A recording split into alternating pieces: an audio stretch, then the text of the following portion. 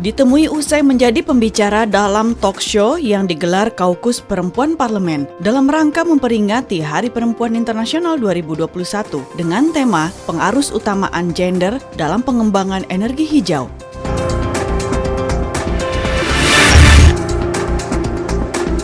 Wakil Ketua Komisi 6 DPR RI Gede Sumarjaya Linggih menerima Duta Besar Swiss untuk Indonesia Kurt Kens. Pada pertemuan ini, kedua pihak mendiskusikan tindak lanjut dari hasil referendum Perjanjian Kemitraan Ekonomi Komprehensif atau SEPA antara Indonesia dan European Free Trade Area atau EFTA.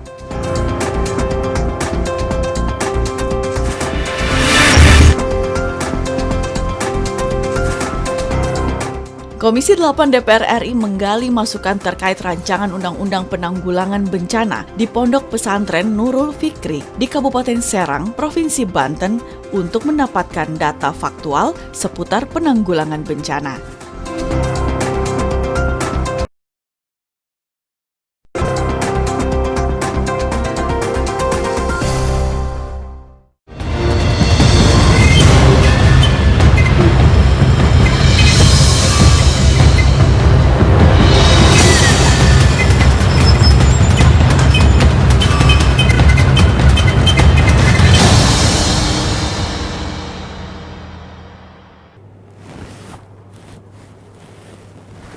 Halo, selamat pagi pemirsa. Apa kabar Anda mengawali hari ini, Kamis 25 Maret 2021? Tentunya kami hadir kembali untuk memberikan sejumlah informasi sebagai referensi Anda terkait dengan bagaimana dinamika, aktivitas, dan juga kegiatan dari para anggota Dewan Perwakilan Rakyat Republik Indonesia yang dirangkum dalam Suara Parlemen Pagi. Pastinya tim redaksi TVR Parlemen telah menyiapkan beragam informasi tersebut, dan kali ini kita akan membahas terkait dengan bagaimana kontrol penggunaan gadget pada anak. Nanti kita akan bahas di segmen akhir, dan pastinya kami ini selalu mengingatkan kepada Anda untuk selalu mematuhi protokol kesehatan dengan selalu menggunakan masker.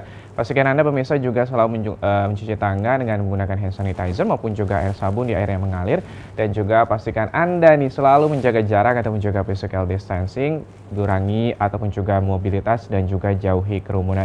Dan langsung saja kita akan masuk dalam berita pertama nih pemirsa terkait dengan dampak EBT dalam perspektif gender. Ini ditemui usai menjadi pembicara dalam talk show yang digelar Kaukus Perempuan Parlemen dalam rangka memperingati Hari Perempuan Internasional 2021 dengan tema Pengarus Utamaan Gender dalam Pengembangan Energi Hijau. Anggota Komisi 7 DPR RI Mercy Christy Barens ini mengatakan bahwa pemerintah bersama dengan DPR sudah meratifikasi Paris Agreement yang masuk di dalam kerangka aturan perundangan. Kita simak informasi selengkapnya yang berikut ini.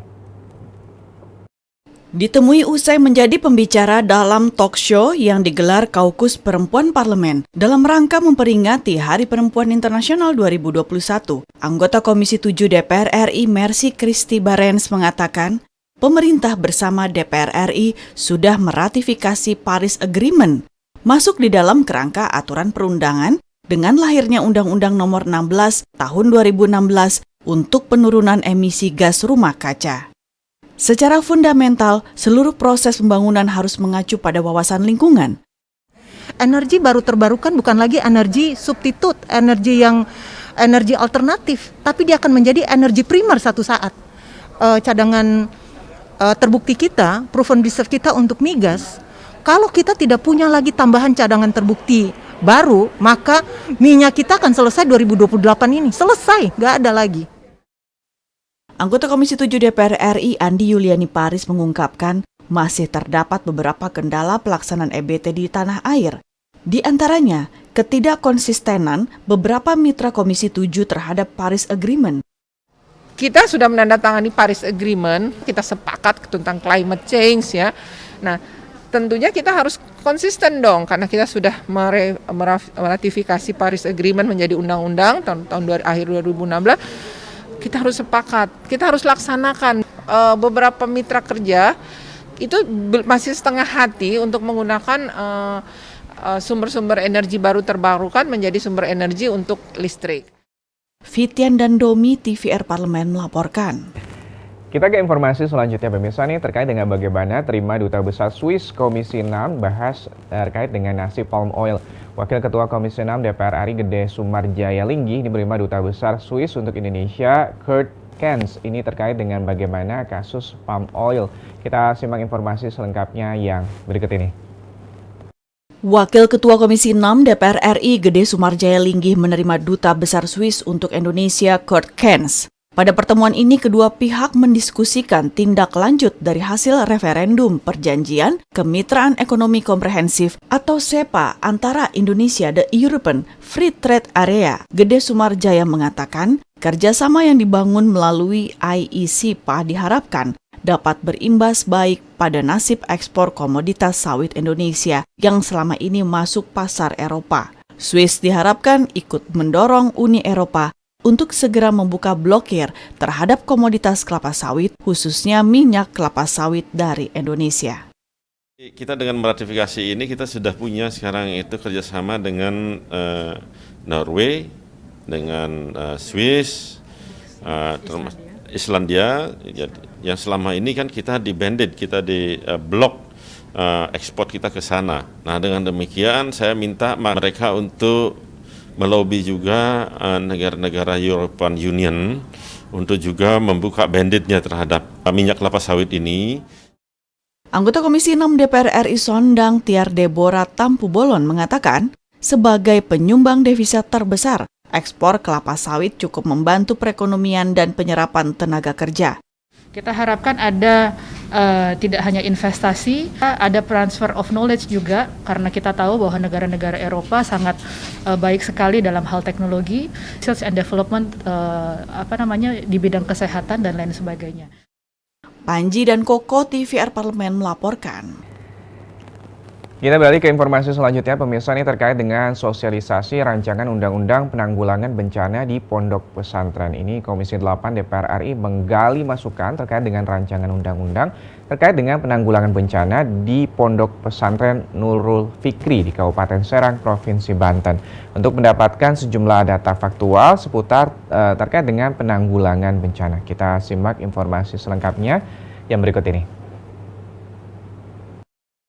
Dalam rangka fungsi legislasi, Panja Komisi 8 DPR RI melakukan kunjungan spesifik ke Pondok Pesantren Nurul Fikri di Kabupaten Serang, Provinsi Banten untuk menggali masukan terkait perubahan Undang-Undang Nomor 24 Tahun 2007 tentang penanggulangan bencana. Ketua Komisi 8 DPR RI, Yandri Susanto mengatakan, dilibatkannya pesantren dalam perubahan Undang-Undang Penanggulangan Bencana Alam merupakan hal penting karena sumber daya manusia yang ada di pesantren adalah manusia yang sudah terlatih dan tanggap bencana.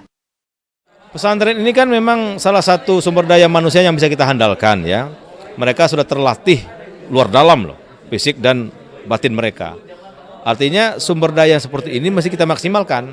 Maka tadi usul saya kalau bisa BNPB bisa melakukan MOU dengan pondok pesantren untuk melakukan mitigasi bencana, sedang bencana, bahkan pasca bencana. Anggota Komisi 8 DPR RI, Iko Mangkoheri mengatakan, adanya bencana non-alam seperti COVID-19 memerlukan aturan-aturan khusus. Untuk itu, peran semua pihak termasuk pondok pesantren merupakan hal penting dalam pelaksanaan protokol kesehatan serta mitigasinya. Kita melibatkan semua pihak, tokoh-tokoh umat ya, juga dari pemerintahan ya, paling terkecil itu dari camat, dari bupati, dari gubernur, dari seluruh Indonesia. Bagaimana nanti undang-undang ini dapat diterima oleh semua pihak. Terima kasih. Dari Provinsi Banten, Dodi Muharam, TVR Parlemen melaporkan.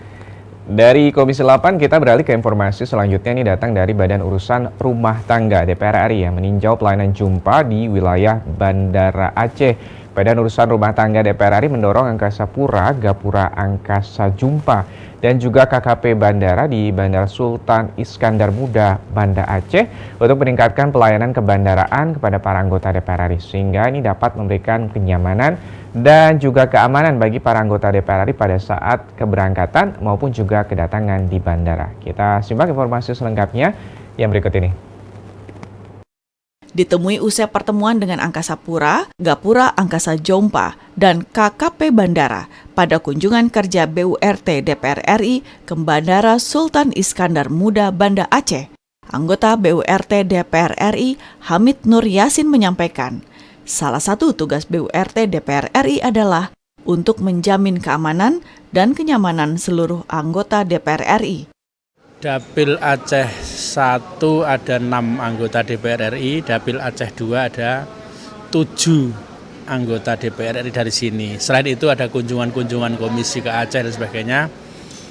Kita pastikan bahwa sini siap menyambut dan memberikan layanan yang terbaik. Ketua BURT DPR RI Agung Budi Santoso mengatakan, Kesekjenan DPR RI diharapkan dapat memberikan sosialisasi kepada seluruh anggota DPR RI terkait dengan pelayanan jompa di bandara-bandara yang memiliki pelayanan tersebut, sehingga para anggota DPR RI dapat mengetahui dan memanfaatkan pelayanan VIP bandara dalam setiap perjalanan. Dapil sini nggak tahu, nah tentunya ini menjadi kewajiban daripada Kesekjenan untuk memberikan sosialisasi kepada seluruh anggota, sehingga tahu bandara-bandara mana saja yang ada tata jompa. Memang tidak seluruh bandara, saya kira hanya sekitar 39 kalau tidak salah di seluruh Indonesia yang ada batas jumpa. Tentunya juga yang tidak ada bagaimana? Nah ini tentunya perlu juga kita bicarakan nanti dengan pihak Kesekjenan. Dari Banda Aceh, Ferdian Nur Rahman, TVR Parlemen melaporkan. Kita masuk ke berita selanjutnya ini terkait dengan BKSAP Day, Sinergi untuk Diplomasi Parlemen Indonesia. Ini Badan Kerjasama Antar Parlemen DPR RI menyelenggarakan BKSAP Day dalam rangka mengenalkan fungsi diplomasi parlemen, baik secara internasional maupun juga secara regional. Kita simak informasi selengkapnya yang berikut ini. Badan Kerjasama Antar Parlemen DPR RI menyelenggarakan BKSAP Day dalam rangka mengenalkan fungsi diplomasi parlemen, baik secara internasional maupun regional. Kegiatan tersebut disambut dengan antusias oleh mahasiswa Universitas Pasundan Bandung dan pemerintah di Kota Bandung. Sesuai dengan fungsinya, peran diplomasi DPR RI dijalankan dalam kerangka representasi rakyat. Ketua BKSAP DPR RI Fadlizon mengatakan, BKSAP DPR RI siap menerima aspirasi dan pandangan publik mengenai pelaksanaan diplomasi parlemen serta memperluas informasi mengenai peran BKSAP DPR RI. Dalam rangka parliamentary diplomacy atau diplomasi parlemen di berbagai negara atau forum internasional, kita juga bisa mempromosikan produk-produk UMKM atau tadi menjembatani aktivitas dari sister cities. Wakil Ketua BKSAP DPR RI Putu Supatmarudana mengatakan, kegiatan BKSAP Day ini juga dilakukan guna membangun jaringan sinergi antara Parlemen Indonesia dengan Parlemen luar negeri yang dikenal dengan multi-track diplomasi. Tapi dalam masa pandemi ini kita ingin lebih menggali segala potensi yang ada di masing-masing daerah. Pertama, sinergi antara Badan Kerjasama Antar Parlemen dengan pemerintah daerah. Memahami segala potensi kearifan lokal daerah itu untuk digaungkan ke luar negeri pada saat kita melakukan diplomasi. Dari Bandung, Jawa Barat, Tegar Aziz, TVR Parlemen melaporkan.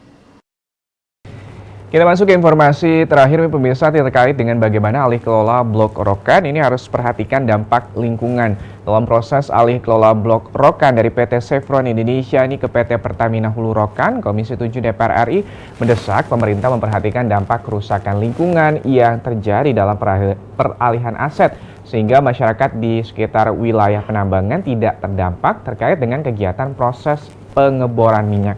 Kita simak informasi selengkapnya yang berikut ini.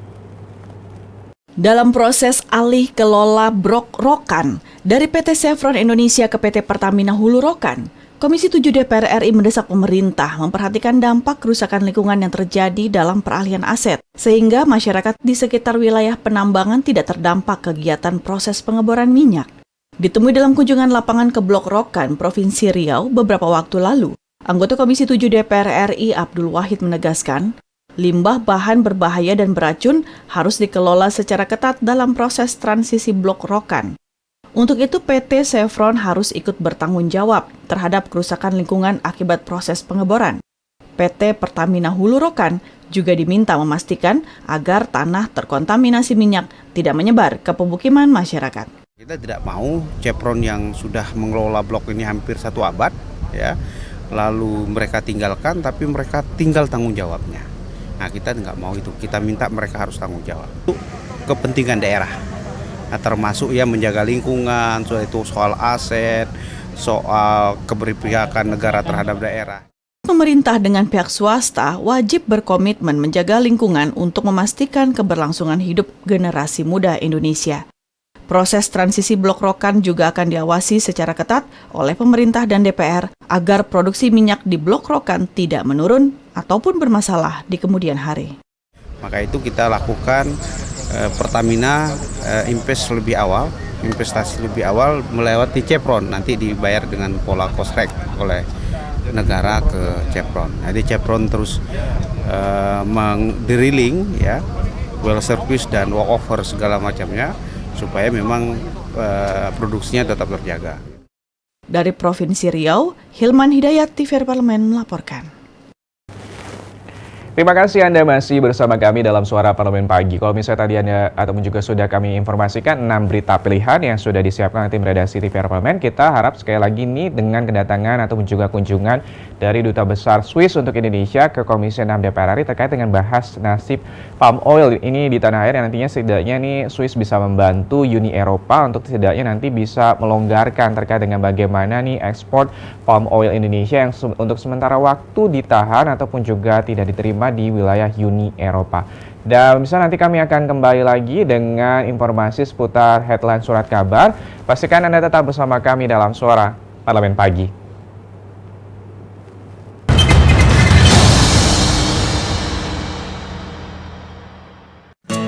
Indonesia siap memasuki tatanan hidup baru di tengah pandemi corona.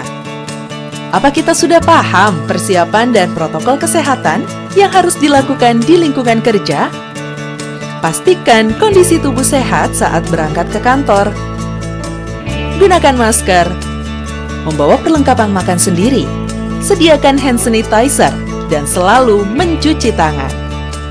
Saat akan melakukan ibadah, ingatlah untuk saling menjaga jarak aman dan membawa perlengkapan ibadah sendiri. Karena tempat ibadah sudah tidak menyediakan alat ibadah untuk mengurangi penyebaran virus corona. Semoga kita semua mampu memutus mata rantai penyebaran COVID-19 dan roda perekonomian pun tetap berputar.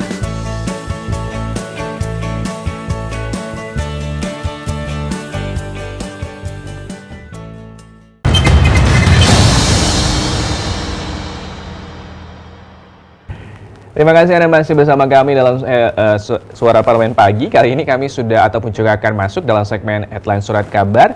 Di hadapan saya sudah ada headline surat kabar Kompas yang terbit pada hari Kamis 25 Maret 2021. Ini mungkin sebagian orang ataupun juga di headline surat kabar Kompas ini memperlihatkan terkait dengan geliat pariwisata Labuan Bajo, dan ini banyak ataupun juga para wisatawan sedang berfoto di puncak Padar Taman Nasional Komodo Manggarai Barat, Nusa Tenggara Timur. Dan juga yang akan kita bahas ini selengkapnya adalah terkait dengan Ombudsman Republik Indonesia, ada potensi maladministrasi. Selengkapnya dalam headline surat kabar.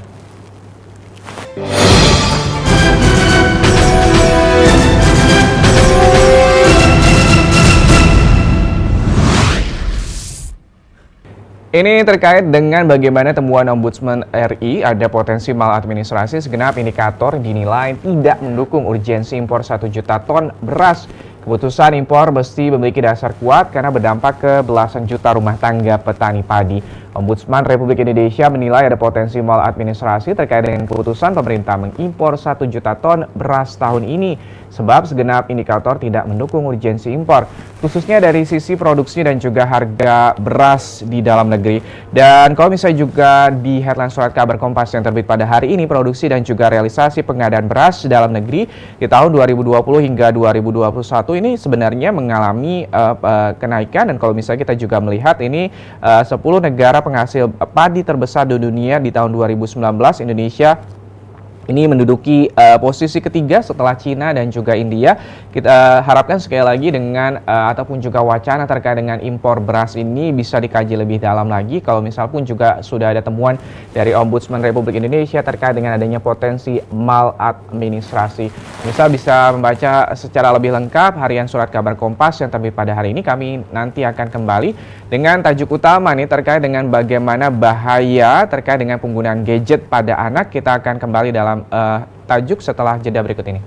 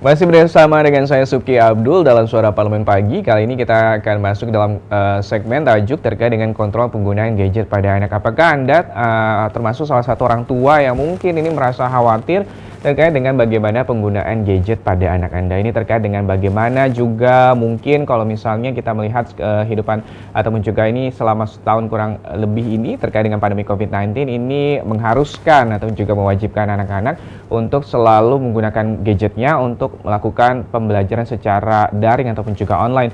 Dan ini juga yang harus dikhawatirkan atau juga harus diperhatikan oleh para orang tua terkait dengan bagaimana kontrol penggunaan gadget pada anak. Kita akan simak tajuknya yang berikut ini.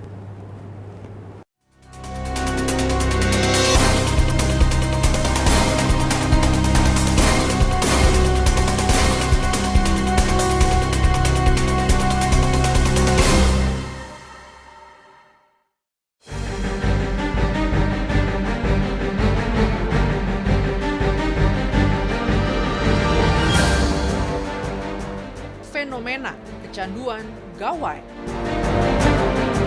Meningkatnya kasus anak dan remaja yang mengalami gangguan syaraf akibat kecanduan menggunakan gawai hingga harus menjalani perawatan di rumah sakit jiwa.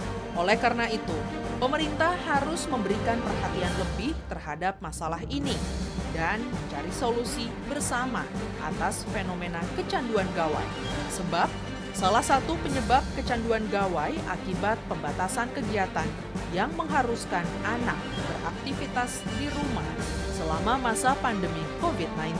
Di tempat lain, Komisi Perlindungan Anak Indonesia harus menyusun program detoksifikasi bagi anak agar bisa terlepas dari kecanduan gawai, mengingat kondisi ini sangat memprihatinkan dan perlu penanganan yang tepat. Memberikan pengarahan kepada orang tua bahaya bila anak menggunakan gawai secara berlebihan, serta meminta agar dapat mendampingi anak yang membatasi penggunaan gawai, sehingga tidak menyebabkan anak ketergantungan terhadap gawai.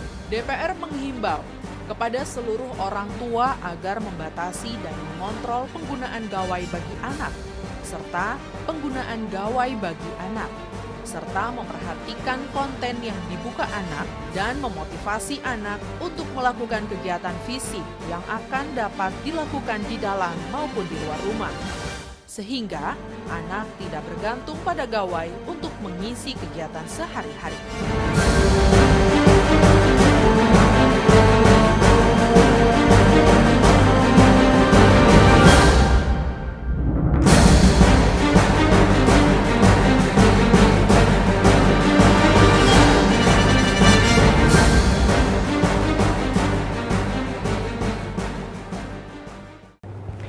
Ya, kembali lagi dalam Suara Parlemen Pagi, kita masuk dalam segmen tajuk utama terkait dengan bagaimana kontrol penggunaan gadget pada anak. Ini Kepala Pusat Penguatan Karakter atau PUSPK dari Kementerian Pendidikan dan juga Kebudayaan Kemendikbud, Hendarman, mengatakan bahwa orang tua harus menjaga anaknya dari gawai dan juga internet, apalagi selama pandemi anak tidak memiliki banyak pilihan untuk menghabiskan waktu. Kementerian Pendidikan dan juga Kebudayaan juga mendorong agar orang tua membuat kesepakatan bersama dengan anak untuk pembatasan waktu penggunaan gawai. Kesepakatan ini misalnya berapa lama ia boleh menggunakan gawai, kemudian harus menghentikan kegiatan menggunakan gawai setelah habis waktu yang disepakati. Wakil Ketua Komisi 10 DPR RI Hetifah Saifudian ini meminta agar para orang tua bijak mendampingi anak-anaknya dalam penggunaan gawai. Dirinya memahami adanya pembatasan sosial ini menyebabkan anak-anak mencari kegiatan lain yang menyenangkan di rumah. Salah satunya yang paling mudah dijangkau adalah game dan juga gawai. Menurutnya tidak ada yang salah dari bermain game asalkan penggunaannya tidak berlebihan. Pentingnya pengawasan orang tua dalam penggunaan gawai juga disampaikan oleh anggota Komisi 10 DPR RI Iliza Sa'adudin Jamal. Menurutnya kecanduan gawai yang menimpa anak-anak saat ini bisa jadi karena interaksi sosial anak yang kurang dengan komunitas sekolah maupun dengan lingkungan sekitar di rumah. Dan sementara itu politikus Partai Persatuan Pembangunan PPP tersebut juga memandang ini terkait dengan pengawasan dan juga pendekatan interaksi yang optimal dari keluarga dan juga masyarakat ini dapat mengurangi kecanduan tersebut dengan cara mengalihkan kepada hal-hal ataupun juga kegiatan yang bersifat positif. Sekali lagi kita harapkan ini para orang tua yang juga mungkin sibuk sebagai ibu rumah tangga maupun juga berkarir, kita harapkan sekali lagi juga untuk bisa terus mengawasi putra-putrinya ataupun juga anak-anaknya terkait dengan bagaimana ini nantinya ketergantungan terhadap game ataupun juga gawai. Dan kita harapkan sekali lagi rencana terkait dengan bagaimana nantinya pembelajaran secara tatap muka yang direncanakan akan digelar pada tanggal ataupun juga bulan Juli 2021 ini nantinya bisa setidaknya mengurangi ketergantungan para anak-anak dan juga putra-putri ini terkait dengan bagaimana penggunaan gawai. Dan pemirsa, demikianlah Suara Parlemen Pagi edisi hari ini. Dan saya Suki Abdul beserta seluruh kerabat kerja yang bertugas mengucapkan terima kasih atas perhatian Anda. Anda nanti juga bisa menyaksikan secara langsung kami setelah ini live dari Komisi 10 DPR RI dan rapat kerja dengan Menteri Pariwisata dan juga Ekonomi Kreatif. Terima kasih dan sampai jumpa.